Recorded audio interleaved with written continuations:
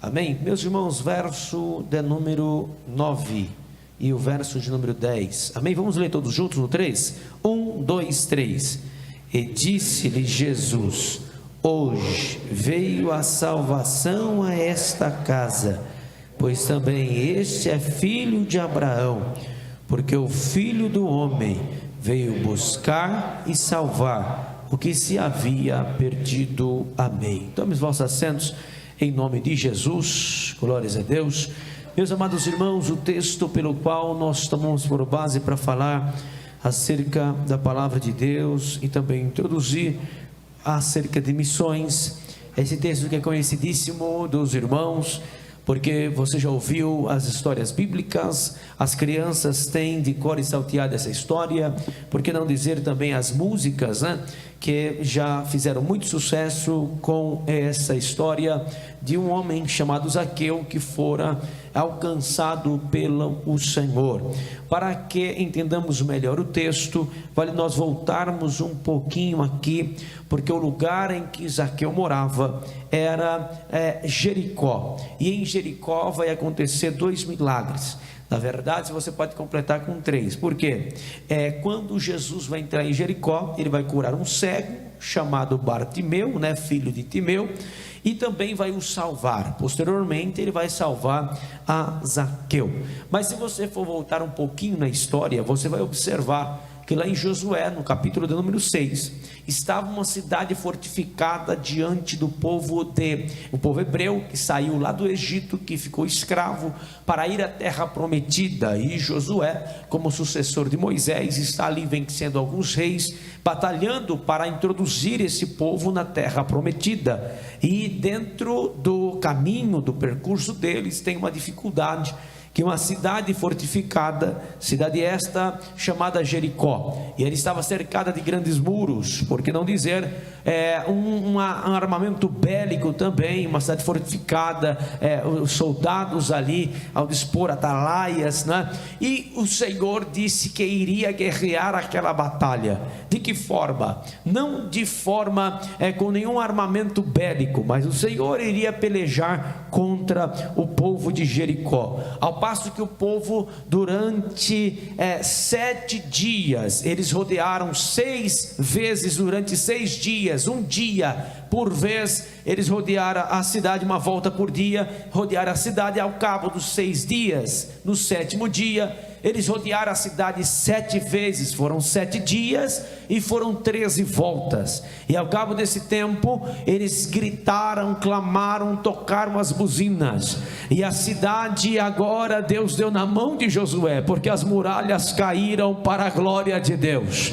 E quando Josué entrou na cidade, ele lança uma palavra de maldição contra aquela cidade, e ele vai dizer assim: aquele que voltar a reedificar a cidade de Jericó, quando ele colocar a pedra fundamental, que o seu filho primogênito morra. Quando ele colocar as portas nos portais e ele então terminar a concluir a cidade, o seu filho mais moço morra, conforme a palavra de maldição predita pela boca de Josué aconteceu, porque lá em 1 Reis capítulo 16 versículo 34 vai dizer que Iel de Betel, ele resolveu construir ou reconstruir a cidade de Jericó, e quando ele lança a pedra fundamental, o seu filho Abirão morre.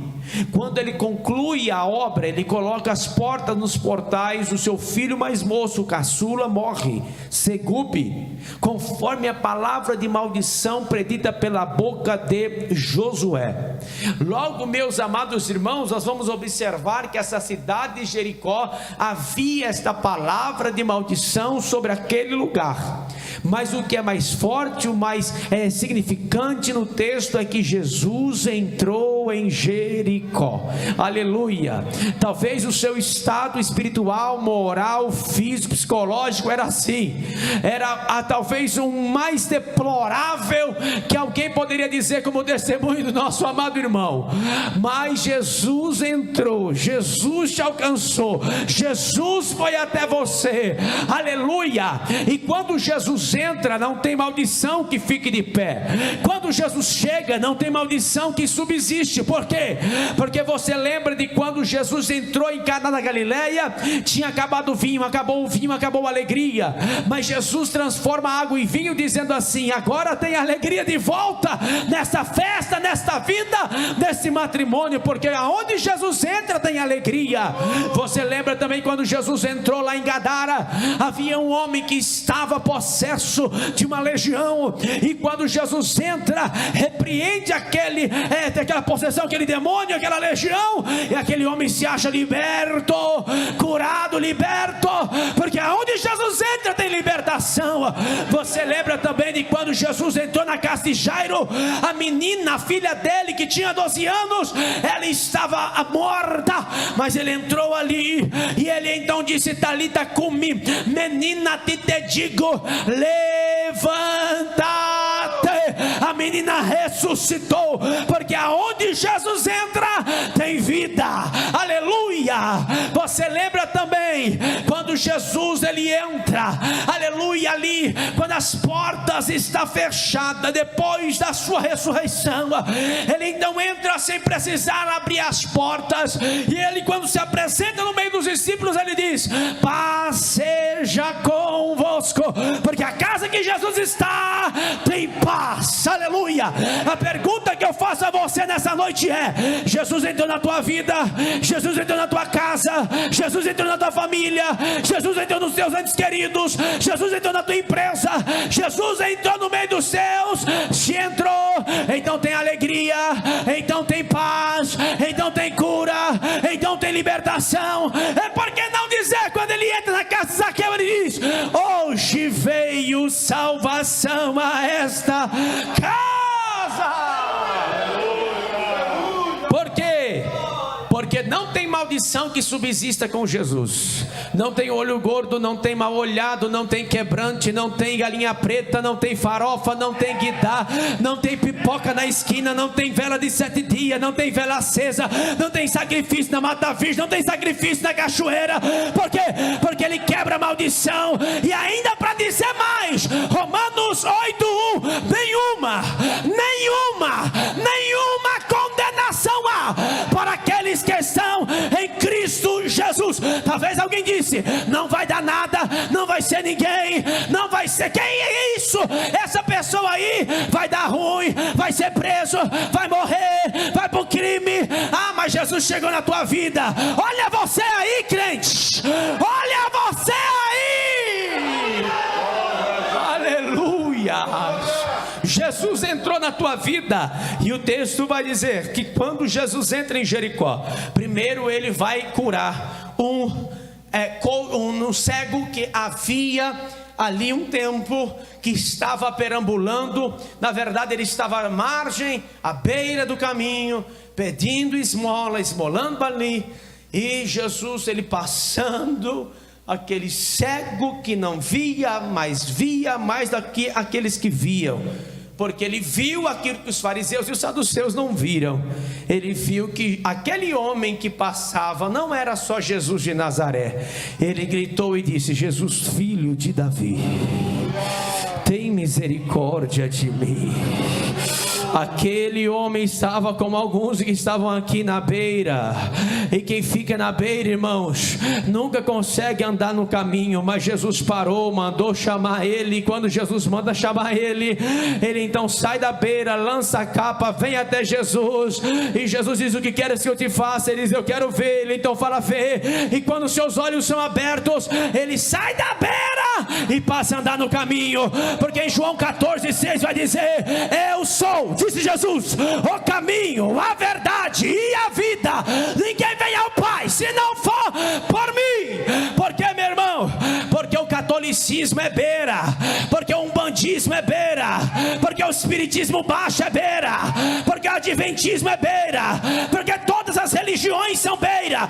E se você abraçar na placa da Assembleia de Deus, é beira também. Mas Jesus, ele é o caminho, a verdade e a vida. Ninguém vem ao Pai senão por Jesus. Ele sai da beira para andar no caminho. Quem saiu da beira aí, meu irmão? Quem está andando no caminho? Aleluia. Oh, glórias.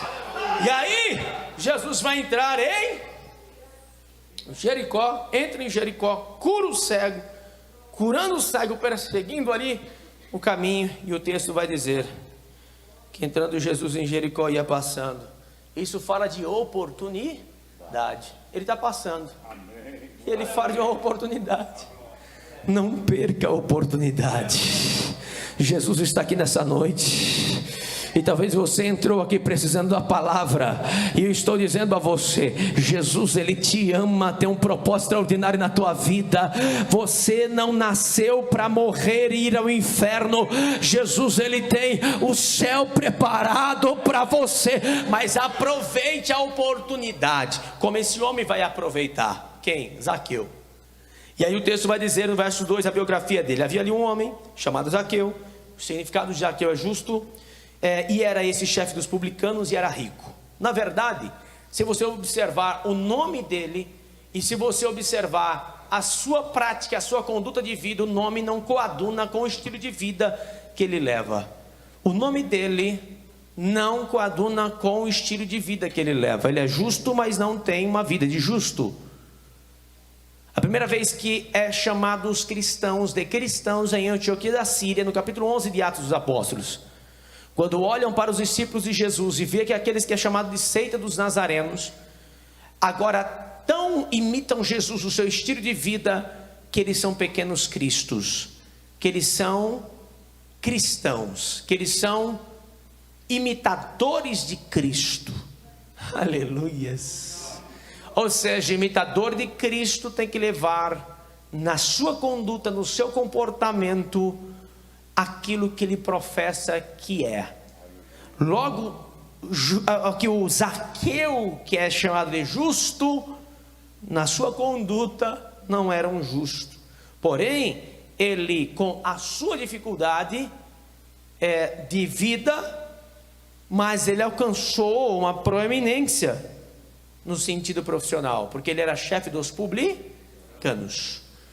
O Império Romano dominava a Palestina, e o Império Romano dominando a Palestina, ele coloca agora cobradores de impostos para colher o imposto do próprio povo da terra. Era como assim, alguém, por exemplo, teu parente, chega na tua casa, que é própria, que tu pagou, e agora vai cobrar aluguel de você, da sua própria casa, e é o teu parente que vai cobrar de você. É mais ou menos isso.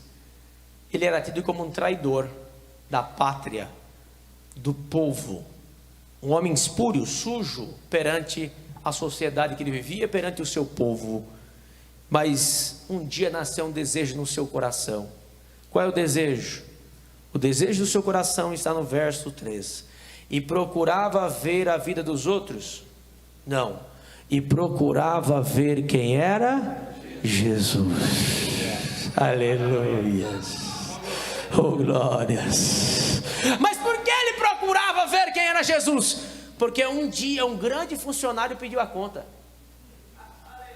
Mateus 9:9. Levi, Mateus, um grande funcionário. Rapaz, menino bom.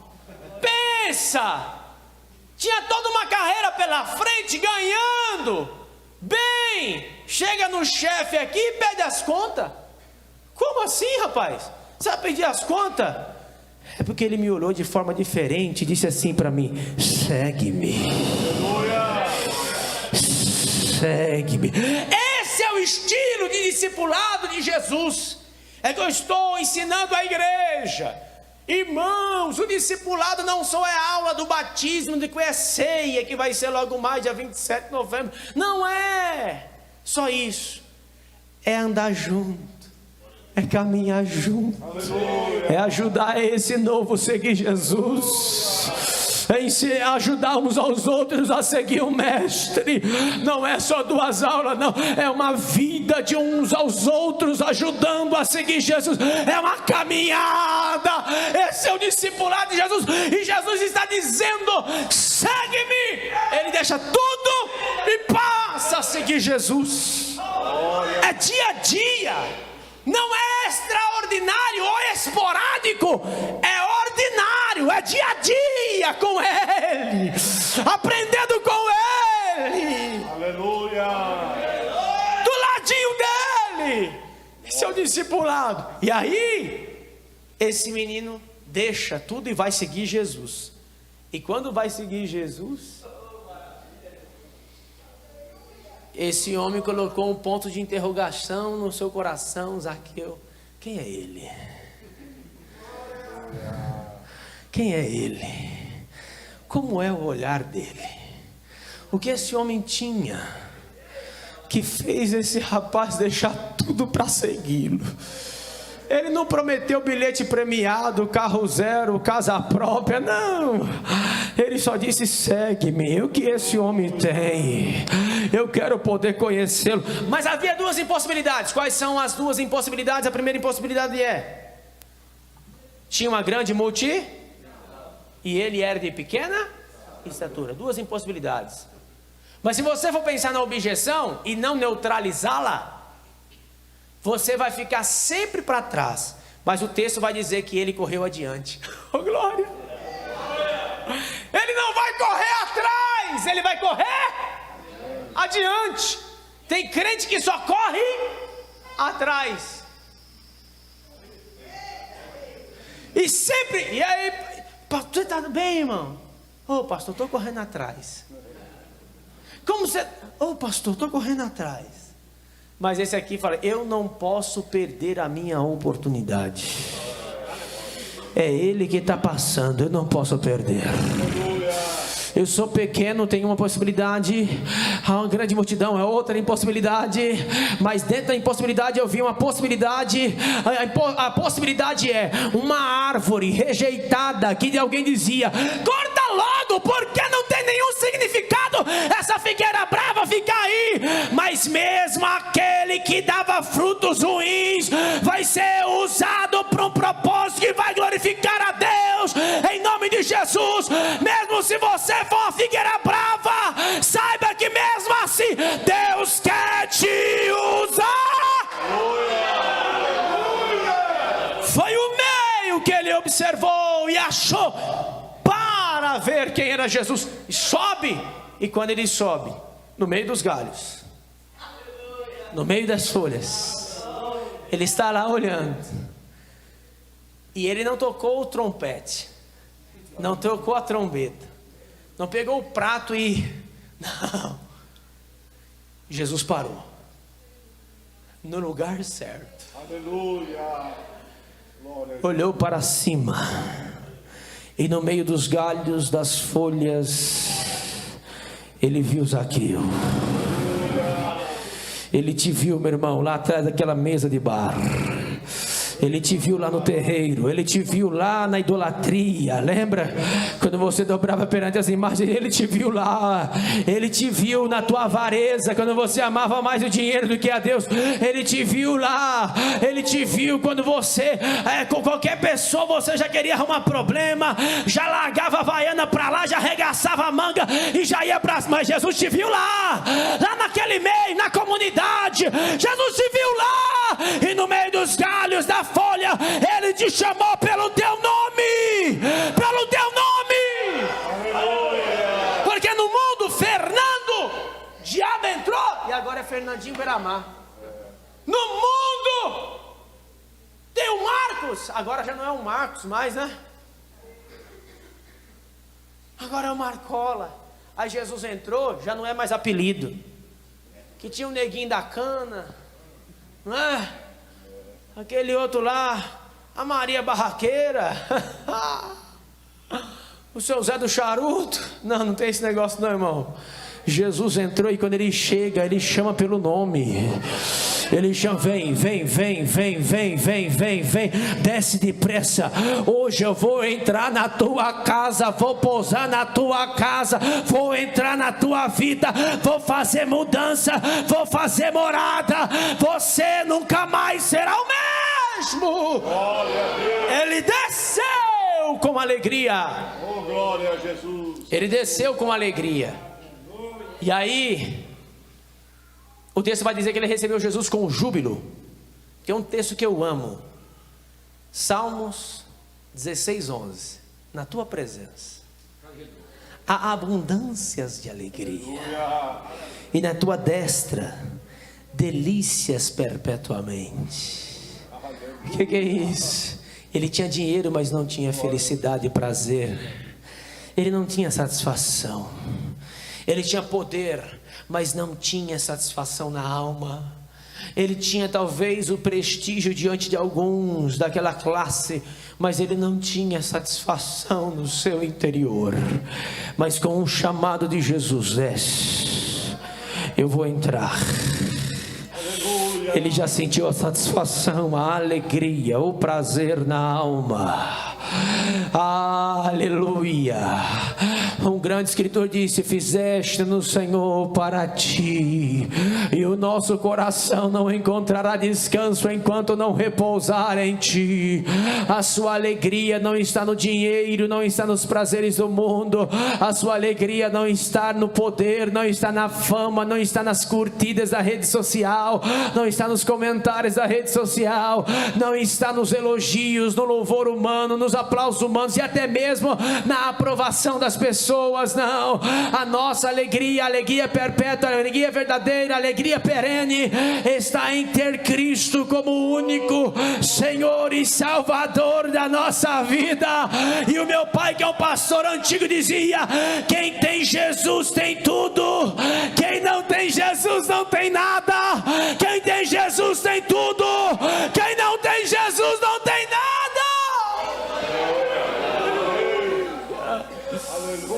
E aí, para nós encerrarmos, aleluia, aleluias, aleluias, oh glórias. Ele desceu, ele desceu, ele desceu.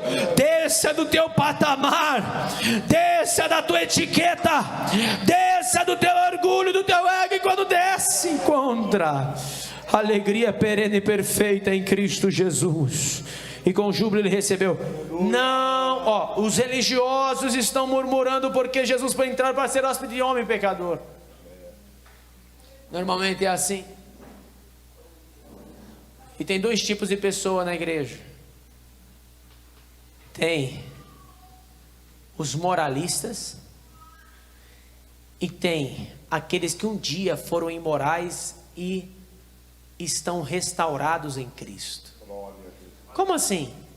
A parábola do filho pródigo não é do filho pródigo, é dos dois filhos pródigos. Não havia um filho pródigo, é os dois.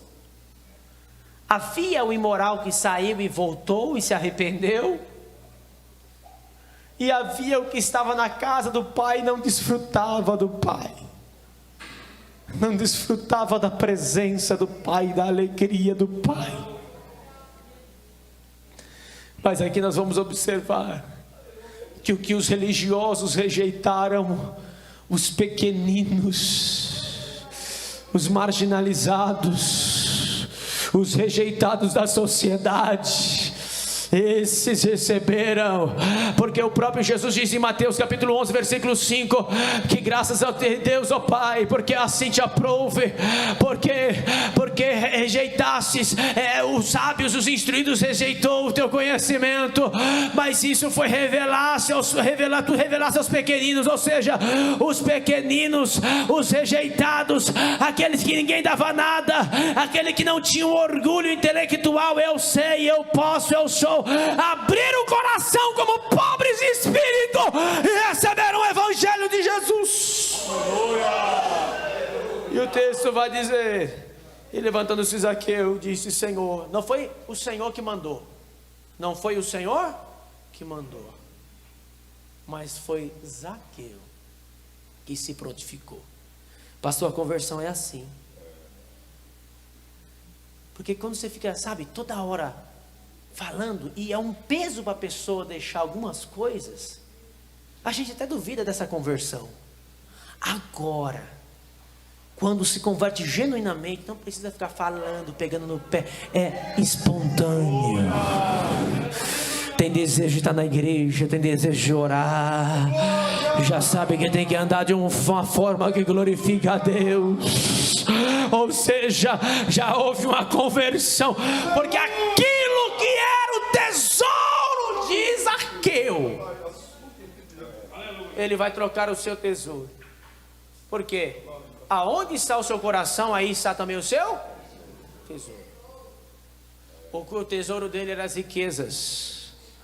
Mas ele descobriu que o tesouro dele não estava trazendo satisfação a ele, alegria a ele. Mas quando ele entende isso, ele abre mão daquilo que é precioso para ele. E então ele encontra o que é mais precioso. Aleluias, que é Jesus.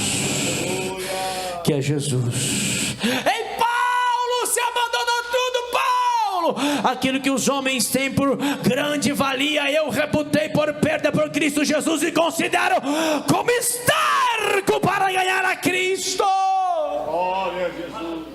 É nada.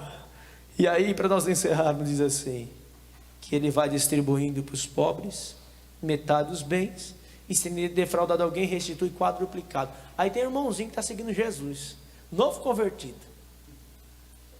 Quando ele fala assim, vou dar metade dos meus bens aos pobres, ele fala, ô glória! Aleluia, quem? Bartimeu. Eis aqui o teu servo. Aleluia.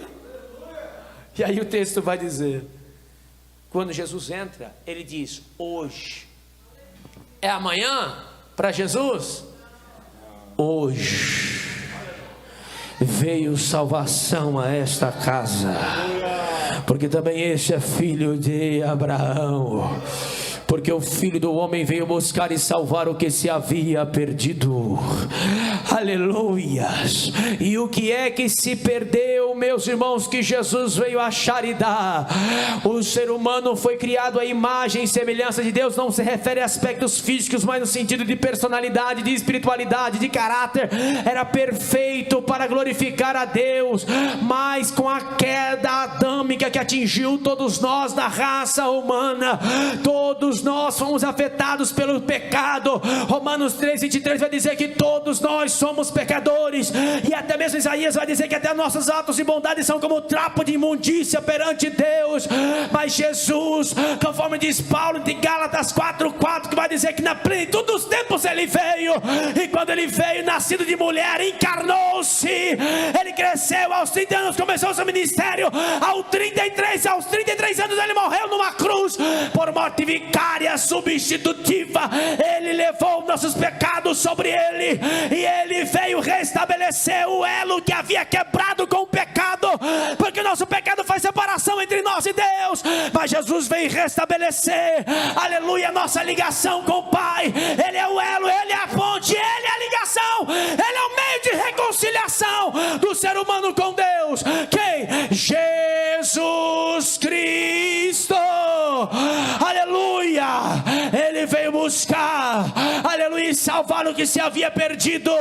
O ser humano que se perdeu, o ser humano que viveu autônomo de Deus, ausente de Deus, afastado de Deus, virado as costas para Deus, agora é reconciliado por Cristo Jesus, e não há outro nome pelo qual nós sejamos salvos, a não ser pelo nome de Jesus Cristo. Deus abençoe em nome de Jesus.